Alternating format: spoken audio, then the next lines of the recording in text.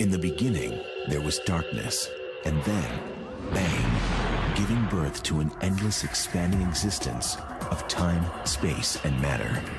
Now see further than we've ever imagined, beyond the limits of our existence, in a place we call the universe. Are we alone? Or is there another Earth-like planet somewhere in the universe? We have a fantastic goal yet for the next generation, which is to find planets that remind us of home. I believe we're right on the brink of having the technological capability to actually answer a question that humanity has been asking itself for the last 2,000 years. Another Earth could be as close as our nearest star system. We're right on the threshold of being able to find these planets. There could be twisted Earths under bizarre suns.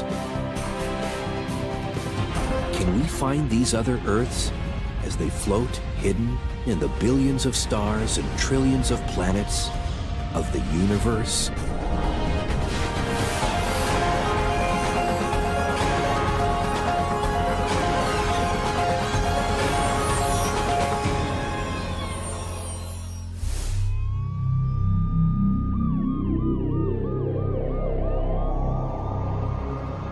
Is there another Earth in the universe?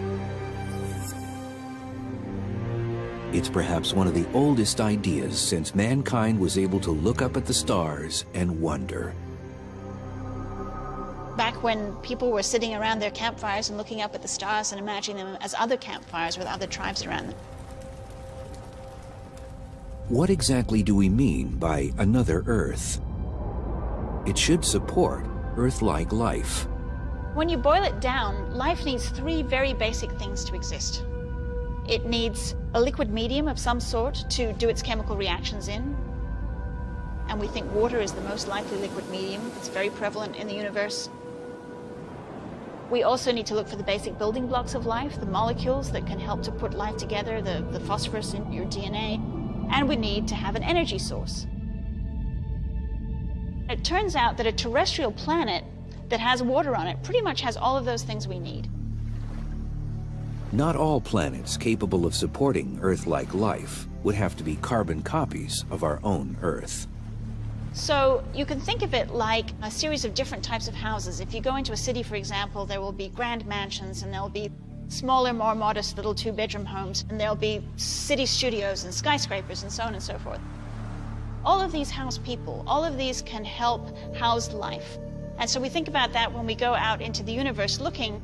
We're going to be looking for houses of all different kinds and keeping our minds open as to what could support life.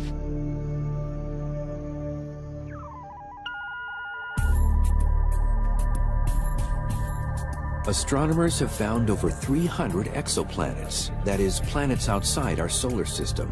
The vast majority are gas giants, which are easier to find than small terrestrial planets like our Earth. To build instruments to analyze those Earth-like planets, we have to anticipate ahead of time what the chemicals might be in that Earth-like atmosphere. For that reason, we need theory, we need models. Victoria Meadows is in the planet modeling business. She heads up the Virtual Planet Laboratory at Seattle's University of Washington.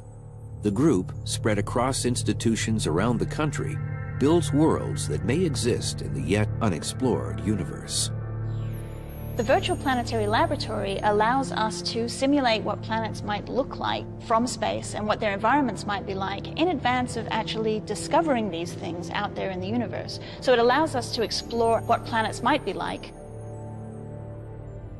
In the Virtual Planet Lab, fantastic worlds can be built, like a science fiction novelist with a supercomputer as a writing partner.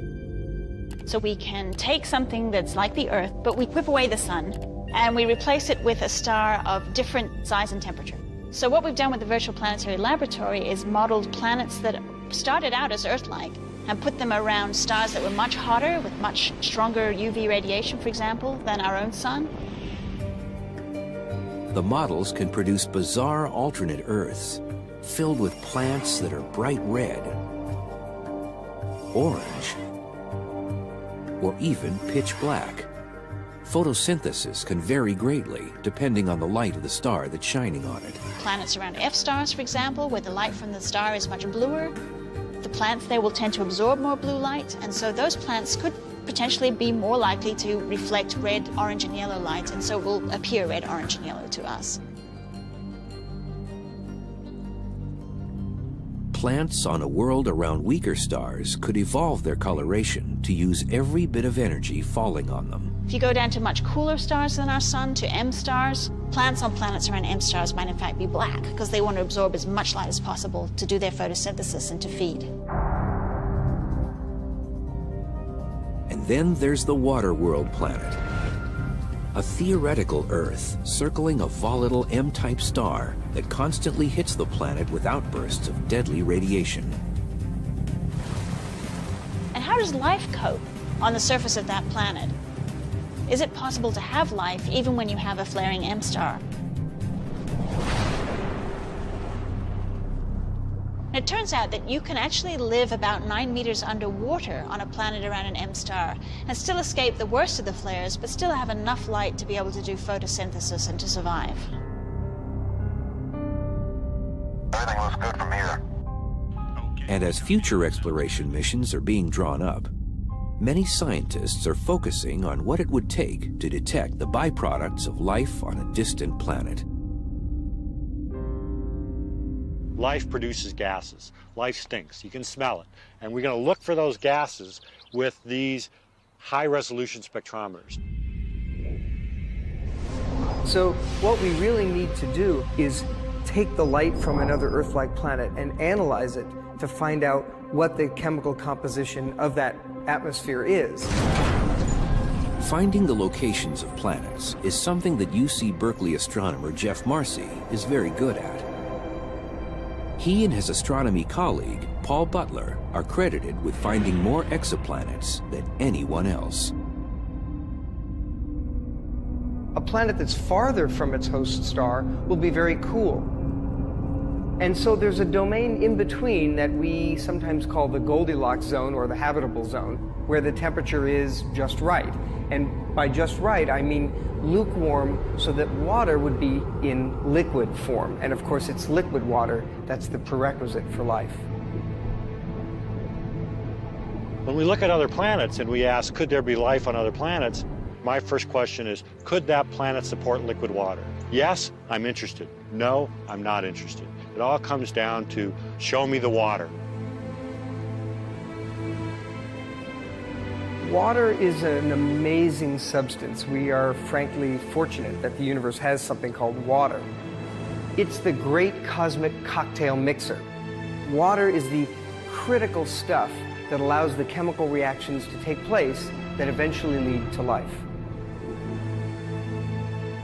But this special zone where liquid water can exist varies from place to place.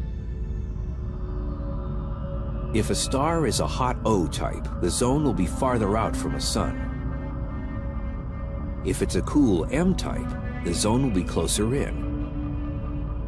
And it even changes with time. Stars are not stable. Even our own comfy habitable zone here on Earth will change in a few million years when our sun grows older and much hotter.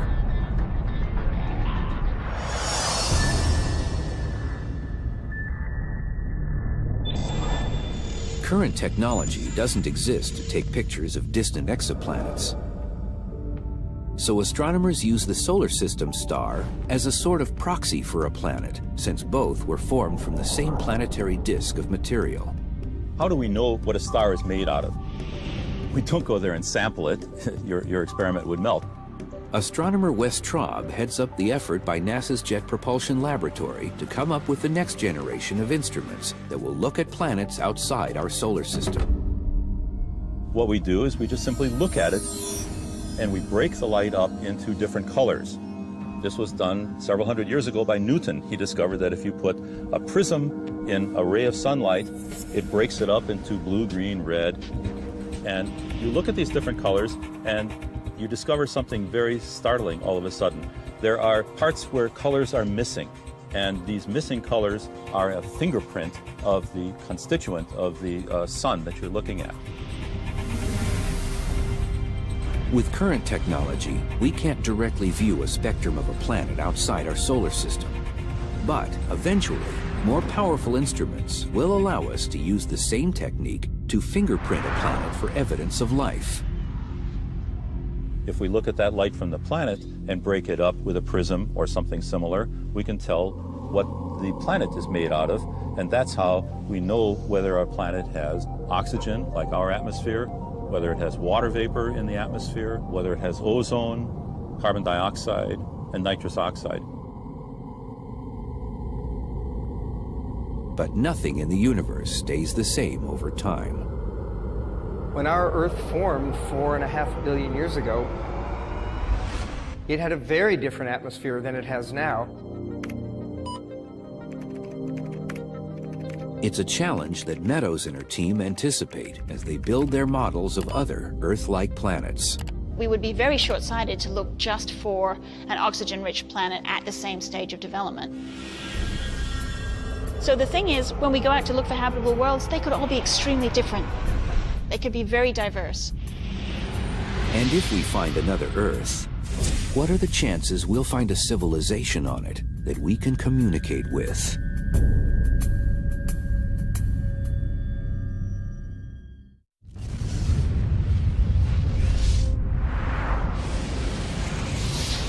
What's the number of intelligent civilizations that might exist on other Earths in the universe? What would have to go into such a calculation? How many stars are there? How many of those stars have planets? How many of those planets are close enough to have water? And on and on. That's a problem that astronomers Carl Sagan and Frank Drake took on decades ago. Drake came up with an equation that estimated that up to 1 million civilizations may exist in just our Milky Way alone. The Drake equation is this series of numbers that are trying to be put together in such a way to give us a kind of way of even closely estimating how many other intelligent civilizations are out there.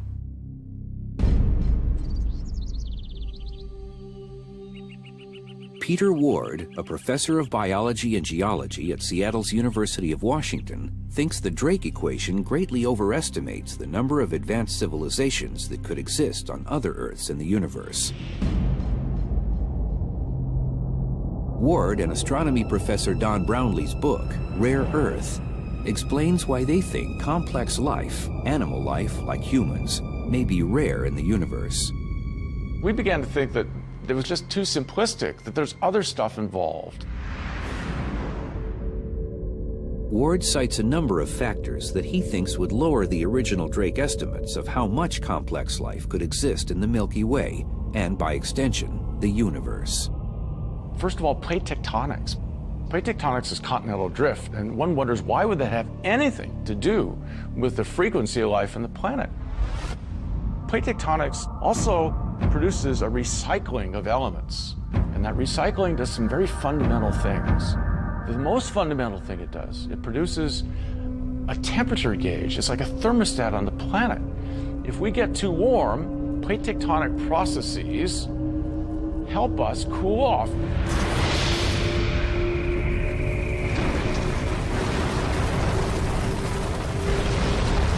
Then there's the presence of metal on the planet. Secondly, if you want to be an intelligent civilization, you better have metal. Metal's hard to find on a planet like Mars or Venus. But plate tectonics rotates everything, causes cracks, up come the heavy metals. What else do we need? We need a good Jupiter. Having a gas giant like Jupiter, with its strong gravitational pull in the outer reaches of a solar system, protects the inner planets, those potential Earths, from frequent catastrophic impacts.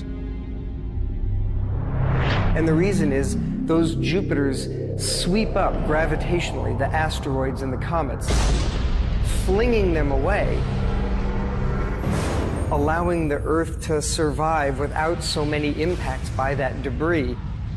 And so it's those protective Jupiters that allow life to proceed without impacts by these asteroids and comets that would cause mass extinctions, as indeed happened to the dinosaurs. 65 million years ago, an asteroid hit Earth and wiped out most of the dinosaurs on the planet. Those dinosaurs went out because Jupiter failed on the job and should have been fired. Bad Jupiter that day. It let one of these asteroids sweep by, but we've seen what it usually does. Comet Shoemaker-Levy that smashed into Jupiter at the last part of the last century. That's what Jupiter generally does. So good Jupiters are good things to have, and you can make equations for this. When considering the habitability of planets, most astronomers place great emphasis on finding worlds in the habitable zone around a star. But Ward and his co-author believe that a planet's position within the larger galaxy is also critical. So that's why we have defined, or did define, something we call the galactic habitable zone. That area within a galaxy, not too close, not too far. It's a Goldilocks area within our galaxy that's just right. They came up with 9 factors that make up a so-called galactic habitable zone.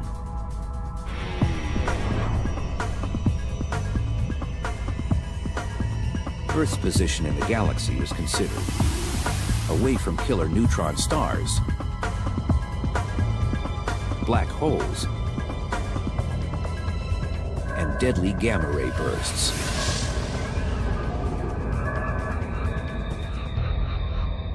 They included the percentage of stars that have planets and the percentage that have microbial life. They even estimated how often planets might have all their life extinguished. Earth itself may have narrowly missed such an event in 1998. Then, a high-density star called a magnetar burped out a flare of deadly gamma rays, unleashing as much energy in 0.2 of a second as the sun will put out in the next 100,000 years. Luckily, the magnetar was located 20,000 light-years away from Earth. A really good question would be to ask, what would have happened had that magnetar that burped not been 20,000 light-years away, but 10,000 light-years away? Could there be a case where we had something within a few hundred light-years? If that were the case, new calculations suggest it could punch our atmosphere off, woof, in one burst. And you go, I can't breathe. Now that's catastrophic, and that is totally possible. Humans may be just a cosmic fluke in the universe. The optimistic assumptions of the Drake equation may just not hold up with what astronomers have learned in the past decades. The Drake equation was a fantastic construct, but it was done in the 1960s. We know so much more now. So we've added in stuff that wasn't known then. And I think it makes it more accurate. But ultimately, it also brings down the numbers. And the million civilizations, I do not think can be supported by current understanding. So how many other Earths supporting advanced civilizations does he think may exist in our Milky Way? I've been asked over and over to make a prediction, and I'd say, well, we know it's at least one. It's more than one, I think. But I think it's more than one, but way less than 1 million. Locating another civilization may happen as astronomers concentrate on looking for other Earth-like planets. But finding those Earths in the first place is a huge technical challenge for scientists. Unlike the stars that have been cataloged, planets can't be seen using current technology. A planet, when examined from light years away, is almost on top of its sun as viewed from outside our solar system. And to make matters worse, an Earth-like planet, even one many times larger than our Earth, reflects only an infinitesimal amount of light compared to its star. So here we have a bright star and a planet which is 10 billion times fainter. It's hard to imagine what 10 billion times really is, but the way many of us think of this is, suppose you have a firefly, a very small firefly, a very weak light, and suppose that firefly is orbiting around or flying around a lighthouse. And suppose you're trying to look at this firefly flying around this lighthouse from 3,000 miles away. That's something what it's like. Let's assume you could find that speck of a firefly from across the country, and then you had to figure out what that firefly is breathing by analyzing the gas it's exhaling.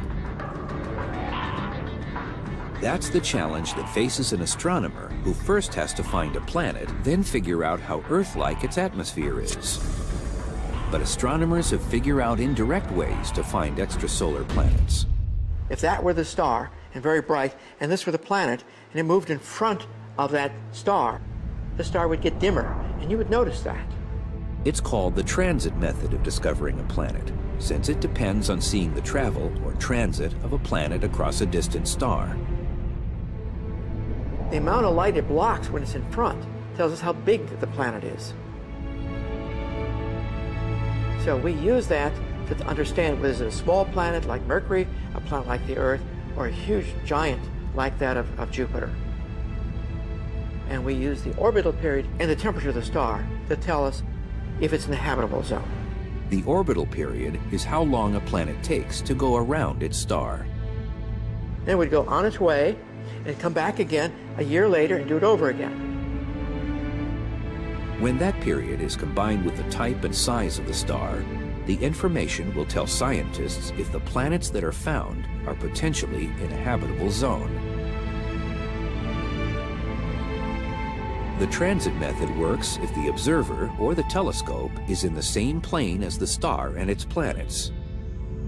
But if you're above or below the system, another technique called the radial velocity method might be used. That method depends on careful observations of a distant star to watch if it's being gravitationally tugged back and forth by an unseen exoplanet. Astronomers can use that information to figure out details about the exoplanet that's influencing the star. Equipped with these tools, astronomers are finding hundreds of planets, some never dreamed of in astronomy textbooks. Super Earths, hot Jupiters, and even some close cousins to our own Earth.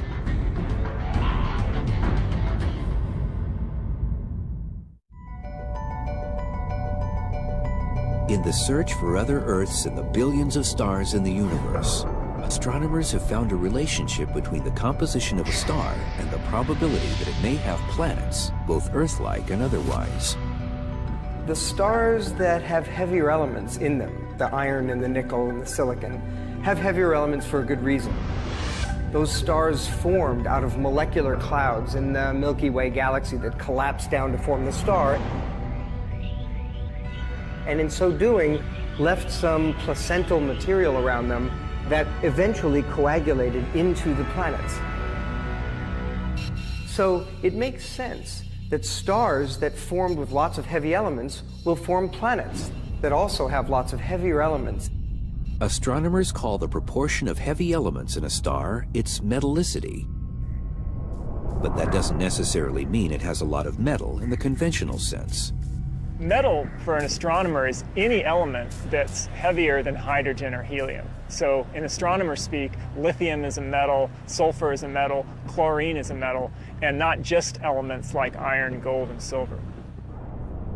An Earth-like exoplanet not only needs heavy elements in its composition and to be in a star's habitable zone, it also needs to be the right size to sustain life. Right size means it can hold on to its atmosphere and have plate tectonics and volcanoes, both considered critical to regulating a planet's temperature. To do all this, astronomers estimate that the smallest a planet can be is 1/3 of Earth's mass. On the high side, a habitable planet cannot be greater than 10 times our Earth's mass.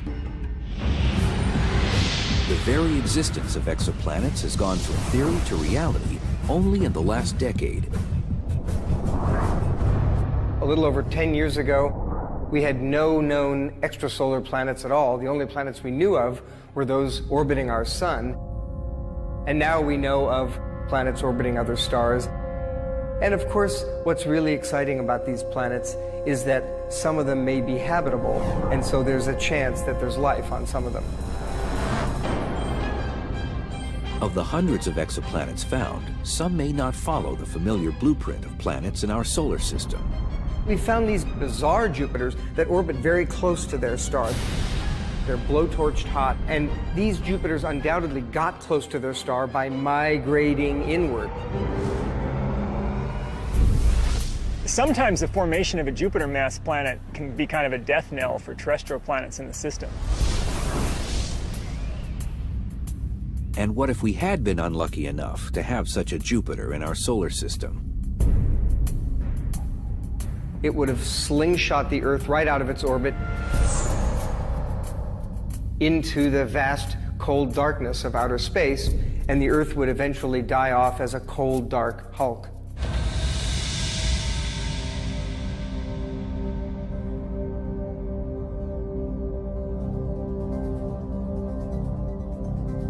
Over 300 exoplanets have been discovered, and more are being found all the time. But the majority are monstrously huge gas giants that hold little promise of being truly Earth-like. In the Pegasus constellation, some 50 light-years from Earth, the planet 51 Pegasi b can be found. It was the first planet discovered outside our solar system. A gas giant as big as Jupiter, but orbiting much closer to its star. It races around its sun in just 4 days.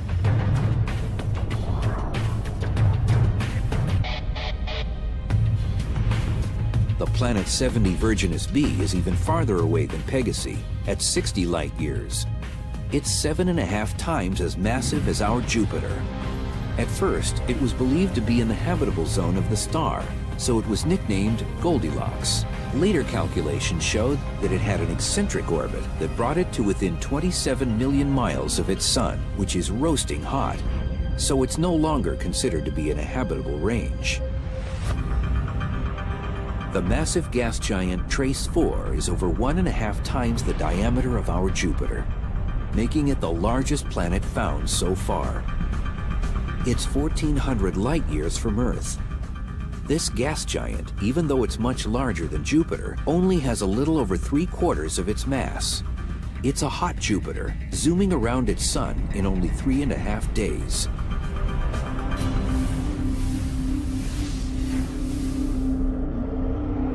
Astronomers haven't been able to find true Earth-like planets outside our solar system because they've not yet been able to detect such relatively small rocky planets as our Earth.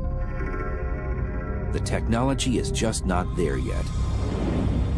But astronomers are having more luck finding what are termed super-Earths. People actually being able to discover planets that could potentially be in the habitable zone around other stars. And one classic example of this is a planet called Gliese 581c. The Gliese 581 system is located about 20.5 light-years from Earth in the Libra constellation. Gliese 581c has 5 times the mass of our Earth. There were hopes that 581c would be the first Earth-like planet found in the habitable zone of a star, but that turned out to be wrong. Probably it's a little bit on the wrong side of the fence. So that one, instead of being a super-Earth, is probably a super-Venus. It's like our own Venus, way on the hot side, with possible 600-degree temperatures, but also more massive than Venus. But Gliese 581c has a relative a little farther out and cooler. It's named Gliese 581d. And this one is at the far back end of the habitable zone, where it's quite cold. When you initially look at it, you think, well, maybe that's a bit too cold. But it turns out that if the planet potentially has enough greenhouse gases, it might be possible to make that planet warm. Another promising Earth-like planet may be HD 69830d.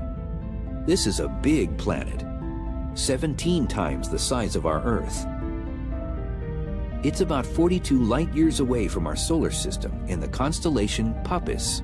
HD 69830D is a potential planet where life could form because it has approximately the right temperature. The planet could have a temperature between that of Venus and Earth, and it has a close to circular orbit, meaning it won't get toasted by close encounters with the star it's orbiting. So you can have liquid water. The mass of the planet is maybe not so good. It's about 17 times the mass of the Earth, which could be a solid ball of rock, or it could also be a gas ball like Neptune in our solar system. When NASA's able to fly future planet-finding missions, it's expected that astronomers will be able to get a spectrum that will give us much more information about the composition of the planet. They may be able to figure out if the planet has a solid surface, or that it's a water world, or perhaps something else entirely. The search for other Earths has taken astronomers light years from our neighborhood in space. But could another Earth exist in our own solar system?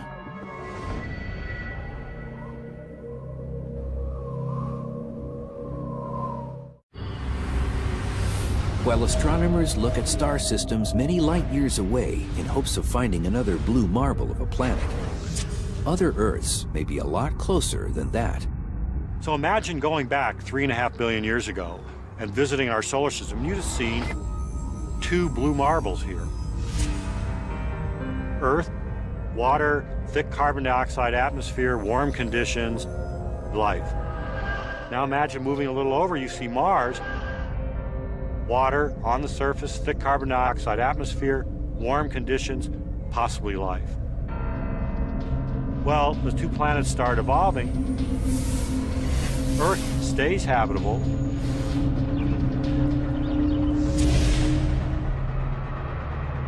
Mars doesn't. Both Venus and Mars are just on the edge of the Goldilocks zone of habitability. Both may be cases of failed Earths. Once you fall off that path, you may never be able to come back. Mars is a lesson for what you need to maintain habitability for a long time. And the answer, we think, turns out to be big. You have to be as big as the Earth to maintain habitability for a long time. Mars is too small. Being too small, it has no way to recycle its elements and has no way to hold on to its atmosphere for a long time. So size matters. And while Mars is now too cold, Venus, our other would-be Earth,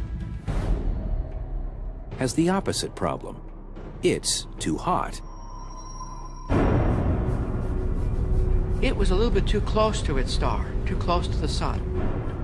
It got hot and it stayed hot. And so all the carbon dioxide, the CO2 and so on, that formed on Earth, formed also on Venus. But on Earth, it was incorporated into rocks. On Venus, it stayed in the atmosphere. And the atmosphere basically is global warming to the nth degree. Sunlight comes in and it just doesn't leave. That planet is like the inside of a pizza oven. Venus failed because it was born in the wrong place. Mars failed because it was born the wrong size. So we have an interesting story here, Venus, Earth, and Mars. Venus is in the wrong place. Mars is the wrong size. Earth is the right place and the right size. So if the planets in our solar system aren't great candidates for being Earth-like, our closest galactic neighbor, Alpha Centauri, may harbor an Earth-like planet. At a little over 4 light years away, in galactic terms, it's next door. I think that there's a good chance that Earth-like planets are orbiting around either one or both stars in the Alpha Centauri system. Astronomer Greg Laughlin has done computer modeling to show that Earth-like planets should exist in the system. There's a number of reasons why Alpha Centauri is the best star in the sky for hunting for Earths. Alpha Centauri is very close by. Alpha Centauri has 2 sun-like stars. Alpha Centauri has a large quantity of the kinds of heavy elements that go into building planets. How close is the Alpha Centauri system to us? First, imagine shrinking our sun down to the size of a grain of sand. A grain of sand is just about the smallest object that you can see with your eyes, and just about the smallest object that you can actually feel with your fingers. And at the scale where the sun is the size of a grain of sand, the Alpha Centauri system is 3 more sand grains placed about 5 miles away. Now, if we wanted to get a similarly good system to Alpha Centauri, we'd have to actually go all the way over the horizon to find another stellar system that's good. And it turns out that the stars of the Alpha Centauri system should have plenty of raw materials to make planets out of. Alpha Centauri has a higher metallicity than our own sun does, and that implies that planet formation was a process that took place relatively easily in that system.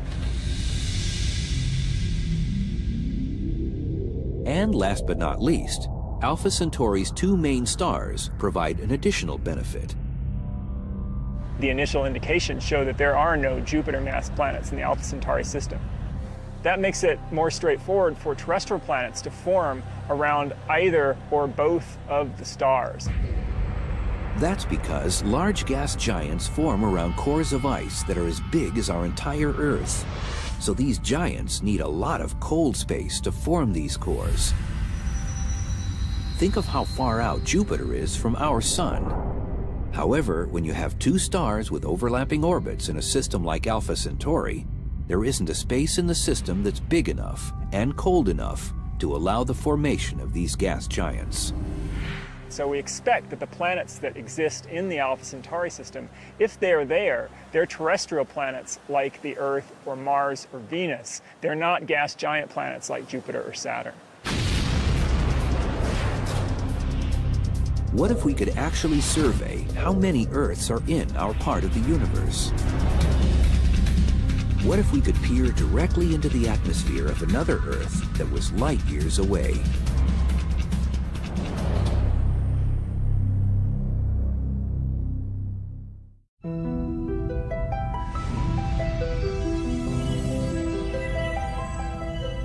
In order to find another Earth, astronomers have to eventually overcome the huge technical challenges of how to view a distant planet.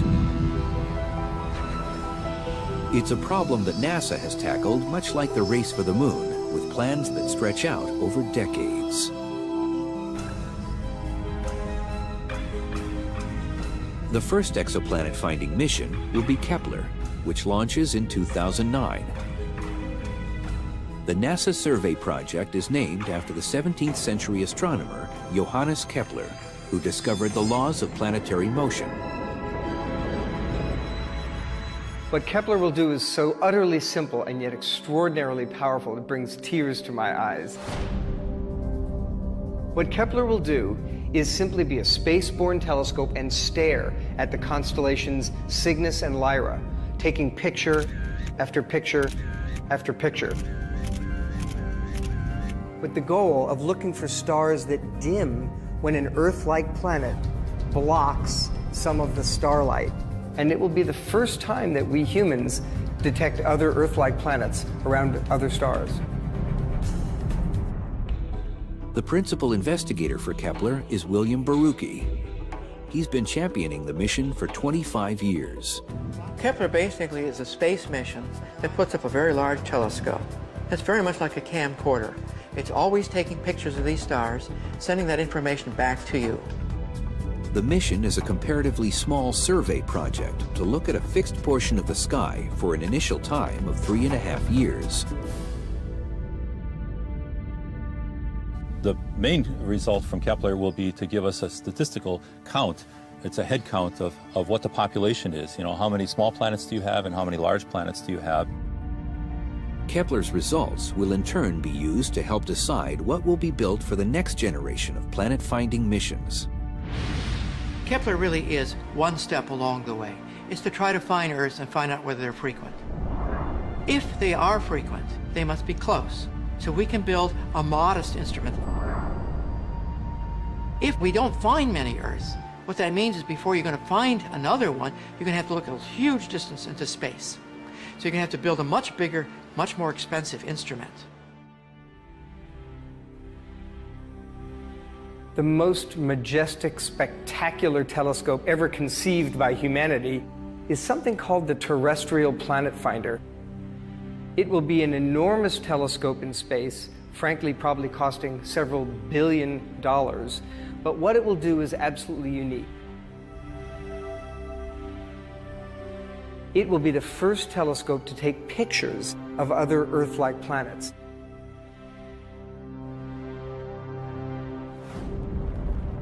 To directly view a planet outside our solar system, a whole new telescope technology is being developed.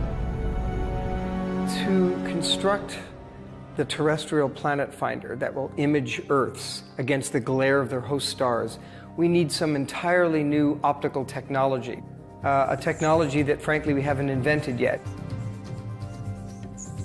The frustration is just palpable that we actually know vaguely how to detect other Earths, but we don't know exactly how to build the optics to do so.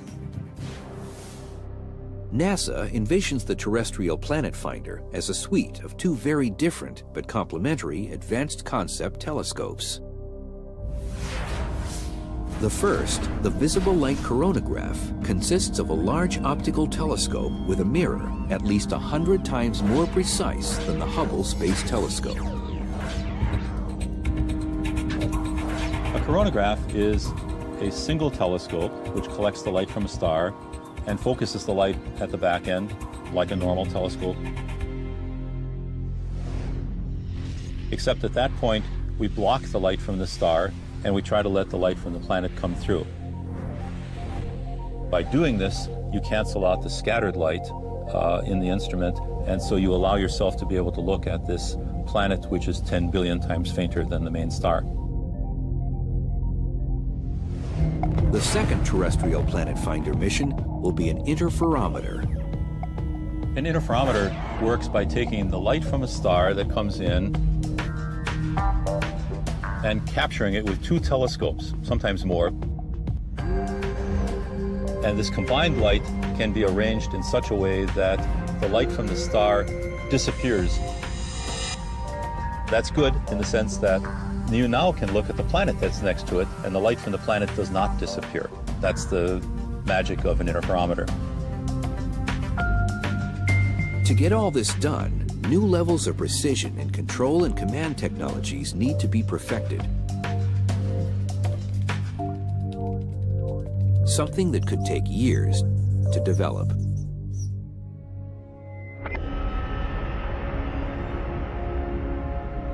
The quest for the Holy Grail of astronomy, another Earth outside our solar system, has pushed scientists to speculate about how such a discovery could affect us. I think if we find another Earth out there, that's going to have an enormous impact on society. I think to know that we are not alone, that we are one of many potential sites for life, I think will cause a huge paradigm shift in people's thinking. But there's also the possibility that we may be unique in the universe, and that we may well find Earth-like planets, but no intelligent beings on them. We have to remember something a little sobering. It is still possible that we humans are some fluke on the evolutionary tree, a twig, if you will, that happened on the East African savanna 2 million years ago, and those hominids somehow occupied a very rare niche that hadn't happened in 4.5 billion years on the Earth. It could still be that we humans are an extraordinary rarity in the Milky Way galaxy. In fact, it could be our destiny as a species to explore the Milky Way galaxy and be the first such explorer species.